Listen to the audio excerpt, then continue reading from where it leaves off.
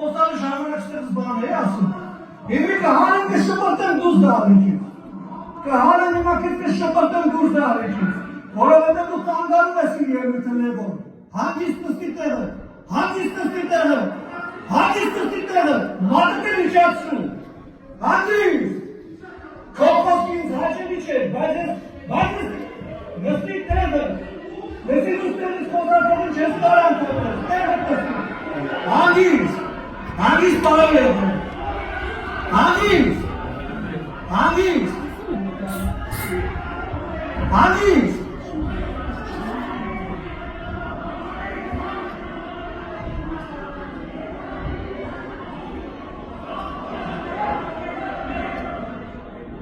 Ուրեմն հանգիստ, սիրելի հանգստացեք նա։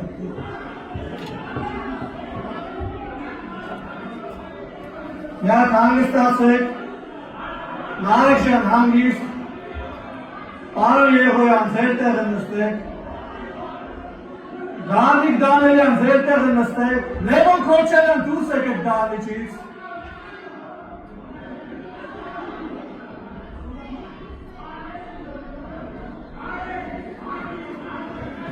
Խնդրում եմ հարգելի գործընկերներ, պարոն Թովոսյան, պարոն Բակոյան, ձեր տեղը գրավեք խնդրեմ, շնորհակալություն։ Հանգիստ, պարոն Երևոյան, ձեր տեղը խնդրում եմ գրավեք, շնորհակալություն, շնորհակալություն։ Բայց ուրիշ չեք ասում, ես շարունակեմ ելույթը, չեք ասում, ժողովրդին չասում։ Առանցիները ասում, հանայրերի դավաճանները ասում այդ հոկտեմբերի 27-ից հետո։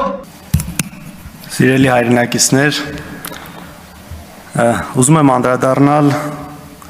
Նիկոլ Փաշինյանի անցած շաբաթվա հերթական հիսթերիայի նոպային հնչեցրած որոշ մտքերի։ Եթե նկատել եք, օրինակ, արդեն նա այդքան այդ ջղաձգումների մեջ չի հայտնում, երբ նրան անվանում են թուր կամ դավաճան, ձեզ հայտնի որակումները, որը հաճախ տրվում է, կարծես դրանից նա այդքան խնդիր այլևս չունի, միգուցե հասկանում է, որ այդ պիտակ այնքան է նրան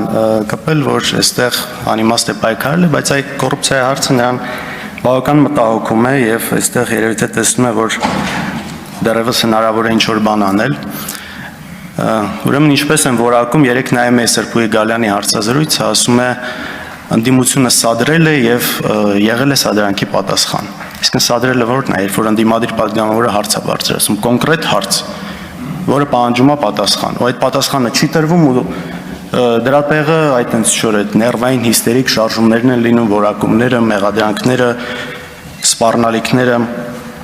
Հիմա ուզում խոսել նոր գիտահապետարանի դեպքից, շատ հաճախ որտեղ մոռացվում է սկիզբը եւ վերջը, ինչ է ուրեմն տեղի ունեցել, ակտիվիստ Արթուր Չախոյանը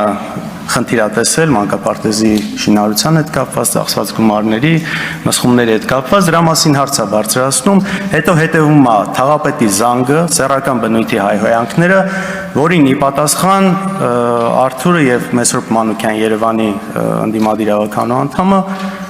քաղաքական ակցիա են իրականացնում եւ այն ինչ ասել է թաղապետը շատ բան ձևով, պատկերավոր ձևով նկարի հետ կապված են անում եւ հաջորդ օրը բոլորիս հայտնի ծեծն է լինում։ Թաղապետը իր ընդունարանում ծեծում է Արթուր Չախոյանին։ Ուսրան հետևում է քաղաքացիական պայմանագիր խմբակցության հայտարարությունը քաղաքապետարանի, որ իբր քննադատելով այս երևույթը, բայց որոշը ճիշտ դնում են, այ բայց իրավապահները ինչի մի օր առաջ չեն հստակ գնահատական տվել ու դրան արդեն հետևում այն, որ ի վերջո ավելի խիստ մեղադրանք է դրվում ծեծվողի վրա, քան այն մարդու վրա, ով ծեծել է։ Ու ինչ է ասում հետաքրքիր է Նիկոլ Փաշինյանը դրա հետ կապված, ասում է դե ընդհանուր այսպես չընդունելով բռնությունը, ասում է դե մարդը կարող է ինքնատիրապետումը կորցնել։ Հիմա օրինակ երբ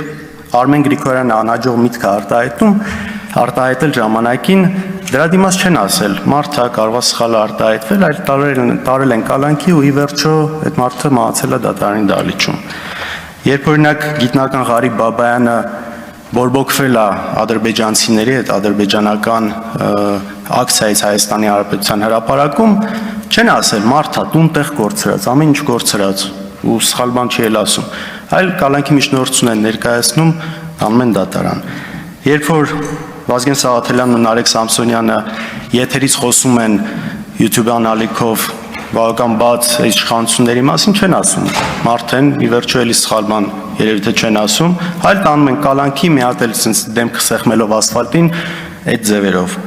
Կա Սարգսի Օհանջանյան եւ Նարեկի Մութաֆյան դեպքը, նույն ձև դատավորին ասել են օրինակ դուք ձեզ համարում եք Նիկոլ Փաշինյանի որակումները ընդունում եք, վնգստացող դատավոր համարում եք, տարել են կալանքի 2 ամիս կալանք, մինչև հիմա էլ կարծեմ գործը գնում է։ Զոհվածի ծնողի հետ կապված դեպքը, իմ հետ կապված դեպքը, որ չեն ասում, հետ ենք պատտվել խաղաղցույցի ընթացքում, հասկանանք լացող աղջկա ձայնը ինչից է գալիս, չէ, ոստիկանական մեքենայի մեջ խոշտանգում, հետո կալանք, հետո մնացած գործերը։ Հիմա այս ամեն ինչի վերաբերյալ ասում են դե մարդա։ Քննչականի ղեկավարն էլ լուրջ դեմքով երեք փորձում էր համոզել, որ ծեծը ավելի թույլ հանցանք է, այն ինչ արել են իրենք ավելի թույլ հանցանք է, քան օրինակ Սամվել Վարդանյանի դեպքը։ Հասկանում եք, սա լուրջ չի, այս երկակի ստանդարտները ուղղակի ճճացող են։ Ուզում եմ խոսել բանավեճի հետ կապված, անընդհատ երբ որ Նիկոլ Փաշինյանն ասում է նախագահները թող գան բանավիճեն։ Այս առաջարկը անելով Նիկոլ Փաշինյանը շատ լավ հասկանում է, որ խելքը գլխին մարդը չի գալու չի բանավիճելու, որովհետև ու դրանով ուզում է ցույց տալ, որ այ տեսեք, եթե չեն գալիս, ուրեմն ես ճիշտ եմ։ Այսինքն դուք լուրջ մտածում եք, որ օրինակ հայրս, ով 2008 թվականից նախագահ չի հանդիսացել, պետք է գա եւ բանավիճի նրա շուրջ, թե 2023-ին Արցախով հանձնել, լավ սա դուք լուրջ եք համարում։ Կամ այսինքն լուրջ մտածում եք, որ 30 տարի բոլորը բանակցում էին Արցախը տալու հետ կապված, բայց այ մենակ հանճարեղ Նիկոլ Փաշինյանն է դա հաջողվել։ Արցախը տալու համար ընդամենը պետք է անել այն, ինչ դուք արել եք, ճանաչել այն Ադրբեջանի կազմում։ Պատկերացրեք, օրինակ ինչ որ մեկը ասում է լուսնի վրա կյանք կա, այ գիտնականներ, աստրոֆիզիկներ, եկեք բանավիճենք դրա շուրջ։ Նրանք ասեն, ու դու հիմար չես։ Ու ինքը ասի, այ տեսակ իրանք չեկան, ուրեմն ես ճիշտ էի։ Ասում է ամեն գյուղ գնում եմ, ամեն տեղ գնում են, ասում են ինչի Քոչարյանը նստած չի։ Դուք գիտեք մեզ ինչ են ասում, ինչ որ տեղեր են գնում։ Ասում են, այս անհայրենիք դավաճաններ միջև հիմա ոնց է ազատության մեջ են մի բան էլ շարունակում են իշխանության մնալ։ Բայց ի տարբերություն շատ ասածների, այստեղ Նիկոլ Փաշինյանի ասածի մեջ ճշմարտություն կա եւ դա ունի պատճառ։ Ինչն է պատճառը, որովհետեւ տարիներ շարունակ շատ երկար, շատ մեծ ստի դոզա է այսպես տարածվել ամբողջ հանրության վրա եւ շատ բաներ մտել է շատերի գլուխը։ Եվ որ իրանց խմբակցության ԿՊ խմբակցության ղեկավարն ասում է մենք դրա հետ կապ չունենք, չէ, ունեք դուք կապ։ Նույն 4 միլիարդի հետ կապված, չգիտեմ, բանկեր, օդանավակայան, հանքեր, սպայկա, հիվանդանոց, ինչ սուտ ասես տարածվել է։ Ես չգիտեմ, մեր նորանկախ պատմության շրջանում ավելի շատ սուտ ու կեղծիք ու sense դեմոնիզացիա ինչ որ մեկի հանդեպ ավելի իրականացվել է, քան մեր հետ կապված։ Ու դուք եք դա տարածում։ Առաջինը այդ կեղծ նյութը արտատպել է Նիկոլ Փաշինյանի թերթը հայկական ժամանակը, հետո էլ հենց ինքը իր դատավորության ընթացքում դրա մասին բարձրաձայնում էր։ Այնպես որ սա միանշանակ է եւ հասկանալի է, որ մարդիկ ձեզնից լսել են տարիներ շարունակ դա, հիմա դուք 7 տարի է իշխանության եք, բարձր ձեզնից պիտի հարցնեմ, պիտի ասեն, ես բանն եք ասել, բա ինչ եղավ։ Հիմա եթե վաղը մենք լինենք իշխանության, բա մեզ է նույնը հարց տալու, եթե ձեր հետ կապված գործողություններ չլինեն։ Բնական է, չէ՞ դա։ Շատ բնական է։ Իհարկե, բարգեշտ կլիներ, որ ընդունեիք, ասեիք, գիտեք Ժորժ ջան, սխալվել ենք ինչ որ հարցերում էլ չափազանցացված ա եղել, այն ինչ որ մենք պատկերացրել ենք կամ տարածել ենք, բայց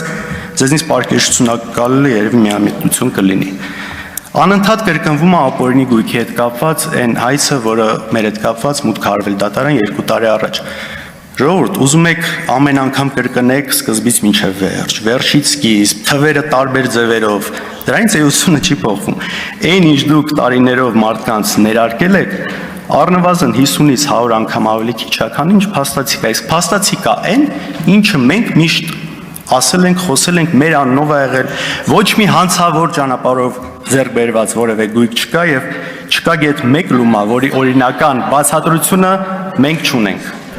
Ապօրինի գույքի էս օրենքի մասով, որ ասում են այ ինչ են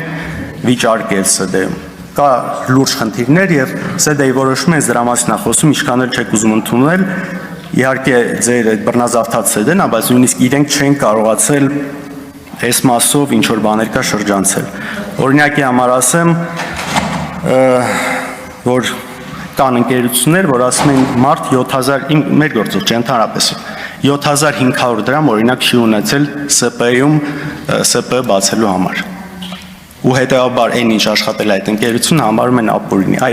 Այս կարգի աբսուրդային կետեր կան այս ամեն ինչում։ Մեկ էլ մի բան, որ անդադ ասում են, ինչից խոսում ենք անիվ կլինի, Արցախ հանձնել կլինի, սահմանազատում կլինի, ասում են, իրանք դրանից խոսում են, որովհետև խնդիր ունեն իրենց ունեցվածքը պահելու համար։ Սիրելի հայրենակիցներ, ունեցվածքը պահելու համար կամ պիտի խելոք վեր ընկնես տեղդ, փորձես լեզու գտնել իշխանությունների հետ, կամ պիտի ամեն ինչ վաճառես, թողնես գնաս։ Մենք ոչ մեկն ենք արել, ոչ մյուսն ենք արել։ Ու իմիջիալուց նման բան անողներ եղել են, օրինակները բոլորիդ հայտնի է։